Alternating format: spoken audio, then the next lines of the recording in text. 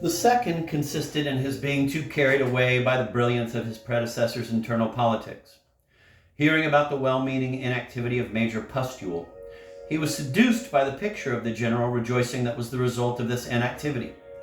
But he failed to see first that even quite mature nations cannot enjoy prosperity for very long without the risk of falling into crude materialism, and second, that in Foolsburg itself, owing to the spirit of free thinking imported from Paris, prosperity was considerably entangled with mischief. There is no arguing that people may and even must be given an opportunity to taste the fruit of the knowledge of good and evil, but this fruit should be held in a firm hand, so that at any time it can be taken away from much too relishing mouths.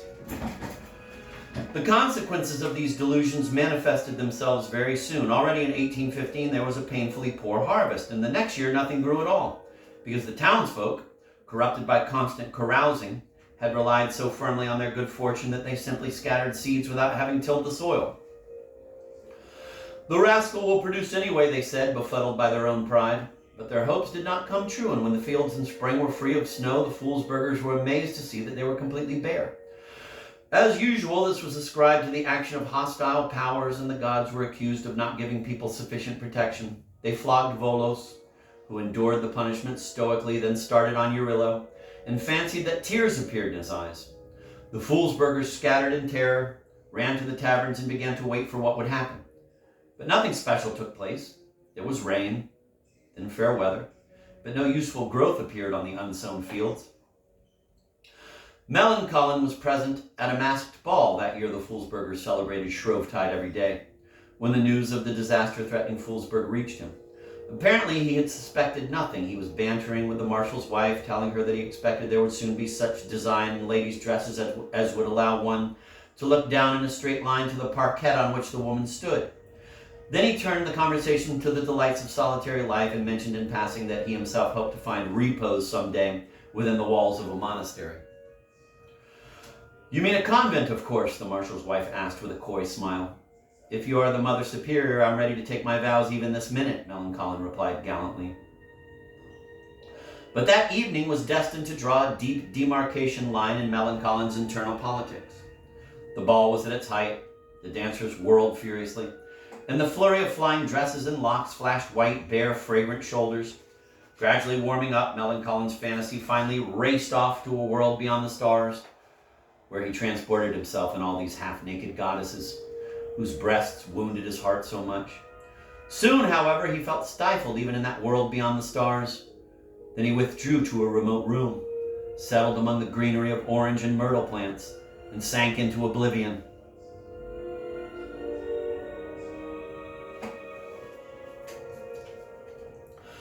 At that very moment, a mask appeared before him and a hand was placed on his shoulder. He understood at once that it was she.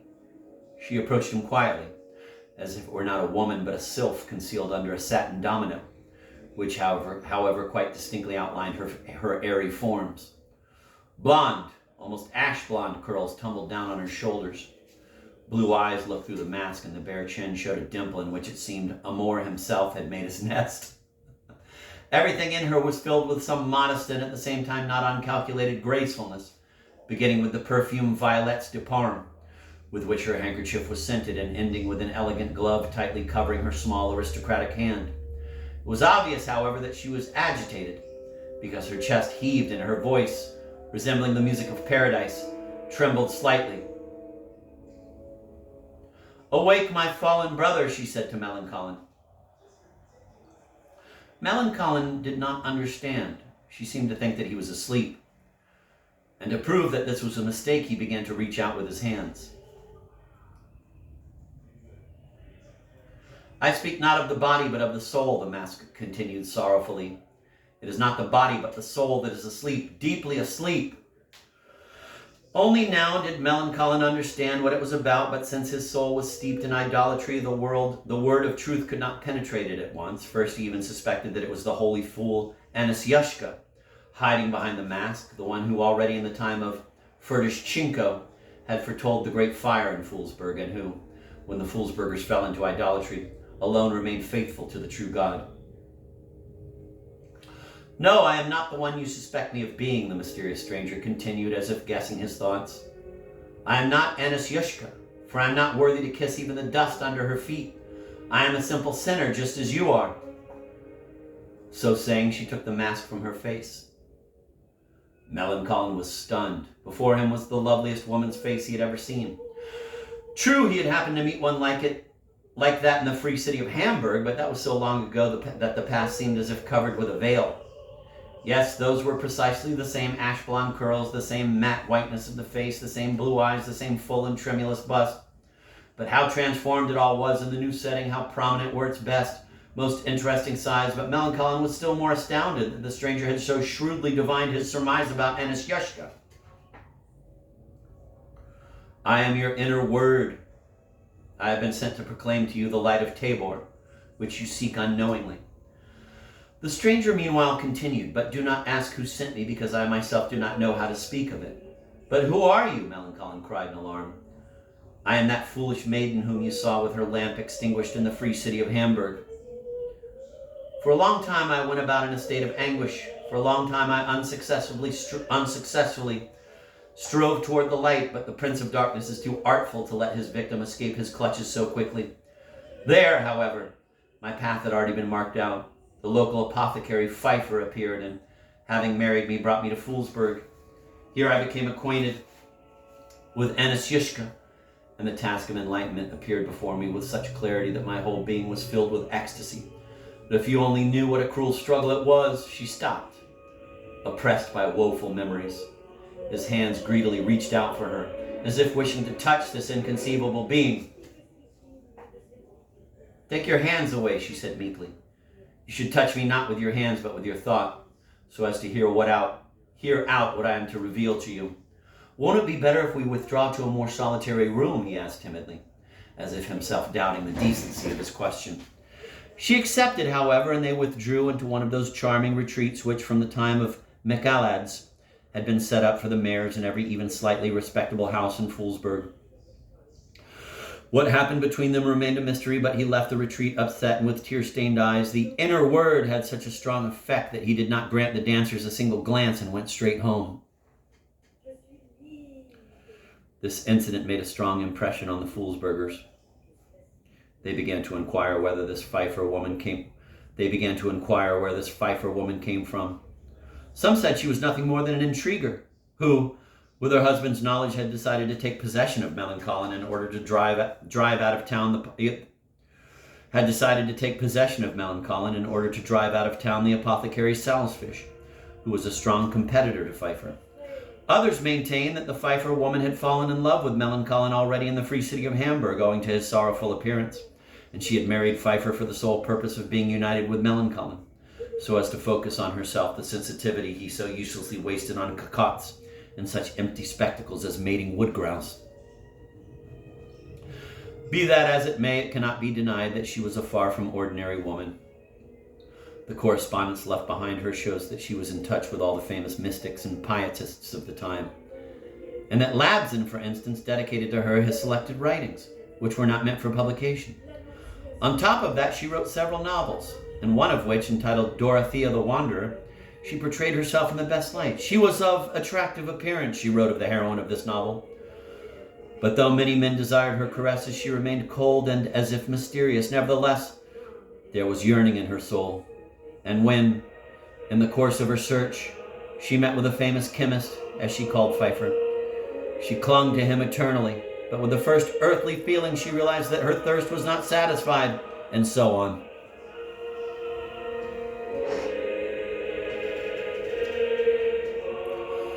On returning home, Melancholy spent a whole night weeping. His imagination drew the abyss of sinfulness at the bottom of which devils milled about.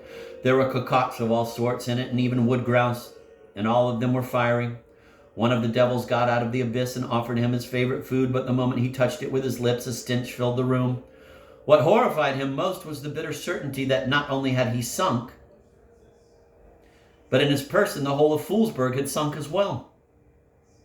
"Answer for all or save all," he cried, numb with fear, and of course he decided to save. The next day, early in the morning, the Foolsburgers were astonished to hear the measured ringing of the bell calling townsfolk to the morning liturgy. They had not heard this ringing for a very long time and had even forgot about it. Many thought there was a fire somewhere. But instead of a fire, they saw a touching spectacle. Hatless, in a torn uniform, his head bent down and beating himself on the chest, Melancholy came leading a procession that consisted, however, only of teams of policemen and firemen.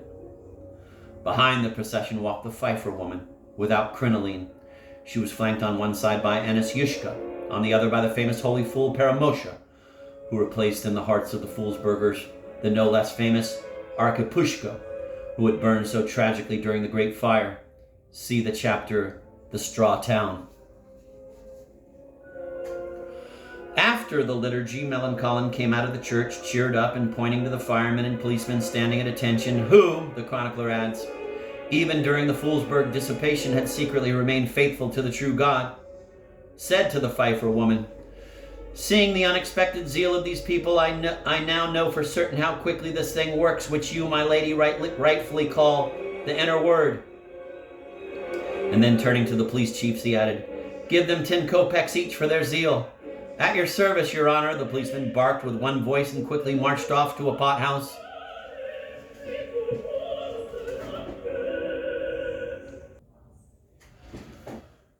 This was Melancholy's first action after his sudden revival. Then he went to Anisyushka, since without her moral support it was impossible to expect any success in the further course of things.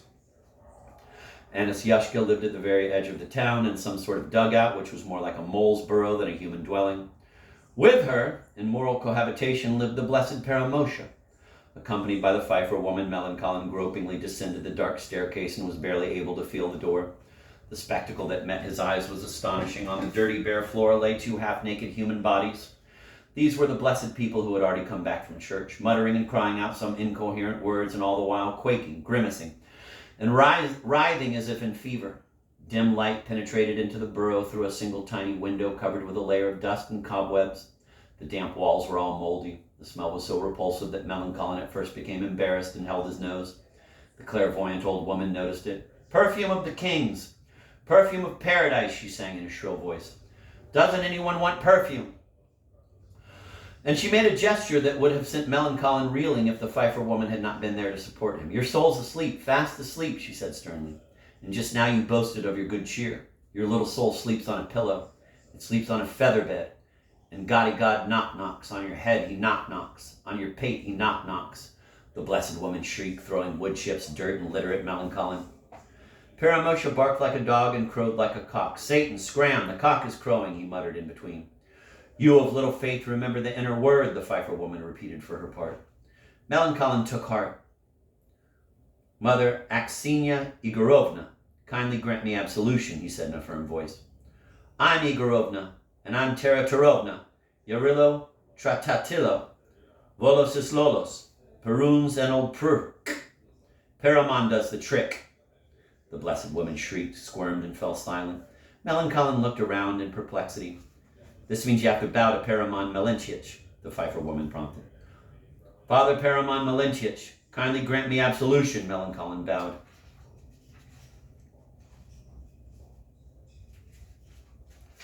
But Paramosha went on squirming and hiccuping. "Lower, bow lower," the blessed woman commanded. "Don't spare your back. It's God's back, not yours." "Kindly grant me absolution, Father," Melancholy repeated, bowing lower. "No pain, no gain," the blessed man muttered in a wild voice and suddenly leaped to his feet. Following him, Anisyushka also leapt up, and they began to turn. At first they turned slowly, softly sobbing. Then they began to turn more and more quickly until their turning became a perfect whirl. They guffawed, shrieked, trilled, and spluttered, similar to what one can hear in spring from a pond inhabited by myriads of frogs. Melancholy and the Pfeiffer woman stood horrified for a time, but finally could not help themselves. At first they shuddered and crouched, then gradually began to turn and suddenly started whirling and guffawing. This meant that inspiration had come and the requested absolution had been received. Melancholy came home weary to the point of exhaustion. However, he found enough strength in himself to sign the order for the most urgent expulsion from the town of the apothecary Salzfish. The faithful rejoiced, and the lower clergy, who for many years had subsisted only on worthless cereals, slaughtered a lamb and not only ate the whole of it, not sparing even the hooves, but spent a long time scraping a knife over the table on which the meat had lain and greedily eating the shavings, as if fearing to lose even an atom of nourishment. That same day Melancholy put on chains, Later, however, it turned out that they were simply suspenders, which had not been in use previously in Foolsburg, and subjected his body to flagellation.